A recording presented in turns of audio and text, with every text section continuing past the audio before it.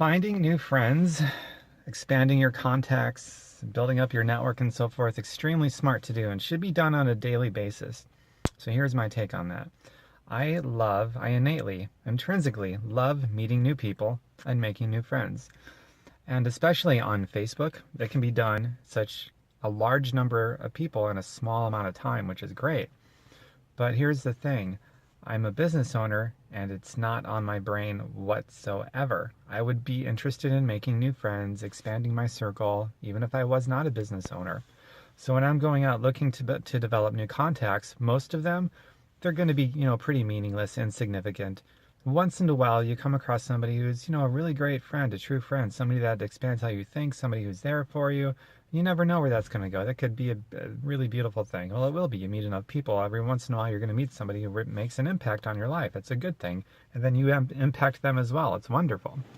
So here's what I do. I will look first and foremost, especially on Facebook and social media, I'll look to see if there's mutual friends. I don't try to friend up with people where we don't have the same friends. You can also look at common interests. Very easy to do on social media. Within a second, just a snapshot of their front screen without having to scroll typically, you'll see some of what they're about. If there's common interests, commonalities, and if there's some of the same friends. So that is the biggest thing. And then when I send them the friend request and they accept it, typically I will write them after we become friends instead of before. But you want to make sure that you write them either before or after, or before and after.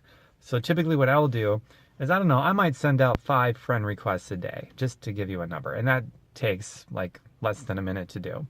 And so when they accept, I will write them and I will tell them, well, I'll thank them for accepting my friend request and I'll tell them why I did it. And I'll do all of that in, a couple of sentences, nothing really big and long.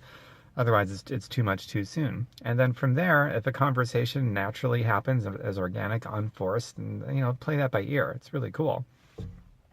But that's all I do. If it's based on mutual friends, I might cite the name of a friend, or I might just say, hey, thanks for accepting me. I saw we got some of the same friends and that inspired me to poke around. You got a cool presence about yourself. I'll say that a lot too. I'll just, I'll look at their timeline for a second. I'll scroll up and down really quick and make sure that it's good. And sometimes you see that they share stuff that's like, wow, that's really neat. And other people, you see their page and it's just a bunch of BS. It's like, what? And you may not be inspired to even want to send that person a friend request. So you want to be a little bit selective too, right? And so I might say, God, I really love what you said about so-and-so.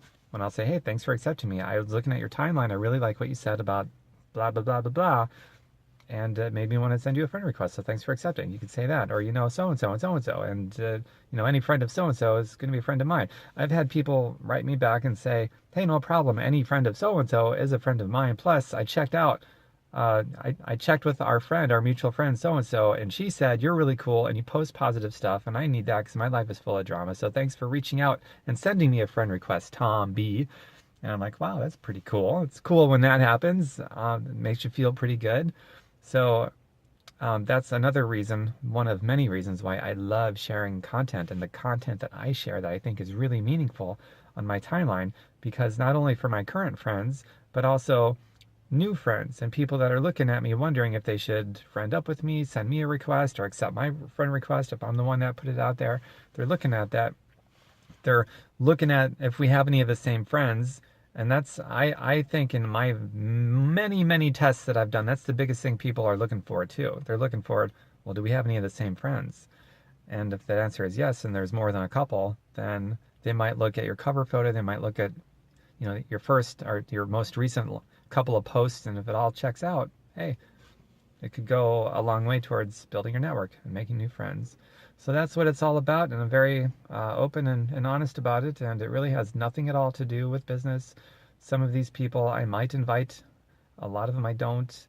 It just depends on where, what happens, the rapport, and some of them are going to reach out to me and do reach out to me asking about what I'm doing because they saw me share a part of my story or somebody else's story and it inspired them.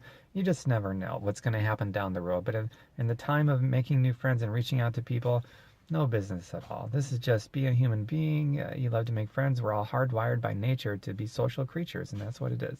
TomBurkenmeyer.com is my website, just like it's spelled here on social media. I got lots of content. Check it out, TomBurkenmeyer.com, if you got value from this.